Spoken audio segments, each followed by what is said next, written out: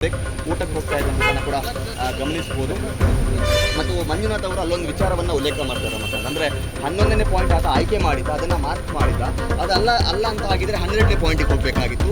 ಆದರೆ SIT ಅವನಿಗೆ ಪೂರ್ಣ ಸ್ವಾತಂತ್ರ್ಯವನ್ನು ಕೂಡ ಕೊಟ್ಟಿದೆ ಬೇರೆ ಜಾಗಗಳನ್ನು ಆಯ್ಕೆ ಮಾಡೋದಕ್ಕೆ. ಇದು ಬಹಳ ಶ್ಲಾಘನೀಯ ಅನ್ನುವಂಥ ರೀತಿಯಲ್ಲೂ ಕೂಡ ಅವರು ಉಲ್ಲೇಖ ಮಾಡಿದ್ದಾರೆ. ಸೊ ಇವತ್ತು ನಿನ್ನೆ ನಡೆದಂಥ ಬೆಳವಣಿಗೆಯಿಂದ ನಾವು ಕೂಡ ಅಂದ್ಕೊಂಡಿದ್ವಿ ಇವತ್ತು 11ನೇ ಪಾಯಿಂಟ್ನಲ್ಲಿ ಉತ್ಖನನವಾಗುವಂಥದ್ದು ಡೌಟ್ ಅನ್ನುವಂಥ ರೀತಿಯಲ್ಲಿ. ಆದರೆ 11ನೇ ಪಾಯಿಂಟ್ನಲ್ಲಿ ಉತ್ಖನನ ನಡೆದಿದೆ ಮತ್ತು ನಿನ್ನೆಯಲ್ಲಿ ಸ್ಥಳದಲ್ಲಿ ಒಂದು ಅಸ್ಥಿಪಂಜರ ಪತ್ತೆಯಾಗಿರುವಂಥದ್ದು. ಹಾಗಾಗಿ ಅಲ್ಲಿ ಉತ್ಖನನ ನಡೆದಿದೆಯೋ ಇಲ್ಲವೋ ಇದ್ರ ಬಗ್ಗೆ ಕೂಡ ಯಾವುದೇ ರೀತಿಯ ಸ್ಪಷ್ಟತೆ ಇಲ್ಲ. ಅದು ಬೇರೆ ಯಾರಿಗೂ ಸಂಬಂಧಪಟ್ಟಂಥ ಅಸ್ಥಿಪಂಜರ ಆಗಿದ್ದರೆ ಅದು ಧರ್ಮಸ್ಥಳ ಪೊಲೀಸ್ ಠಾಣೆಗೆ ಹಸ್ತಾಂತರ ಆಗಬೇಕಾಗಿತ್ತು. ಈವರೆಗೂ ಕೂಡ ಅದಕ್ಕೆ ಸಂಬಂಧಪಟ್ಟ ಹಾಗೆಯೂ ಕೂಡ ಯಾವುದೇ ಡೆವಲಪ್ಮೆಂಟ್ ಆಗಿಲ್ಲ.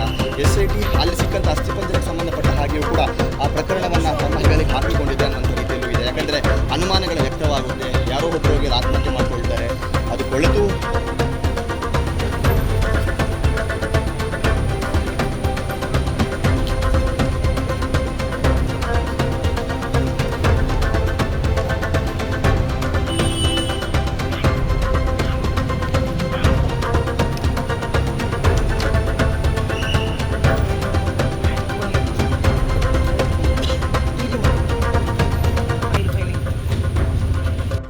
ಸ್ವಾತಂತ್ರ್ಯವನ್ನು ಕೂಡ ಕೊಟ್ಟಿದೆ ಬೇರೆ ಜಾಗಗಳನ್ನು ಆಯ್ಕೆ ಮಾಡೋದಕ್ಕೆ. ಇದು ಬಹಳ ಶ್ಲಾಘನೀಯ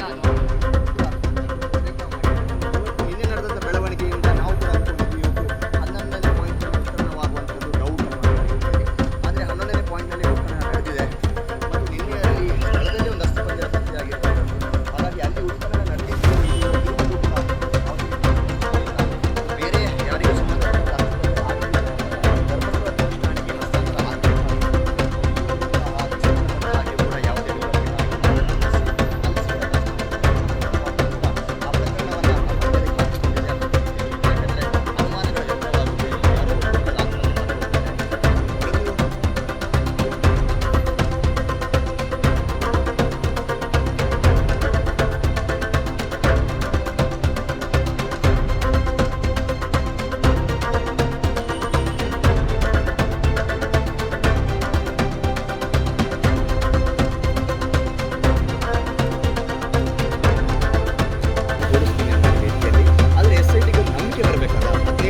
ಆತ ಹೇಳಿದ ಎಲ್ಲ ಜಾಗಗಳನ್ನು ಕೂಡ ಉತ್ಖನನ ಮಾಡ್ತಾ ಹೋದರೆ ಅದೆಷ್ಟು ದಿನ ಆಗುತ್ತೆ ಮತ್ತು ಗಾಡಿಗೂ ಕೂಡ ಹಾನಿಯಾಗುವಂಥದ್ದು, ಮ್ಯಾನ್ ಪವರ್ ತುಂಬ ಬೇಕಾಗುತ್ತೆ.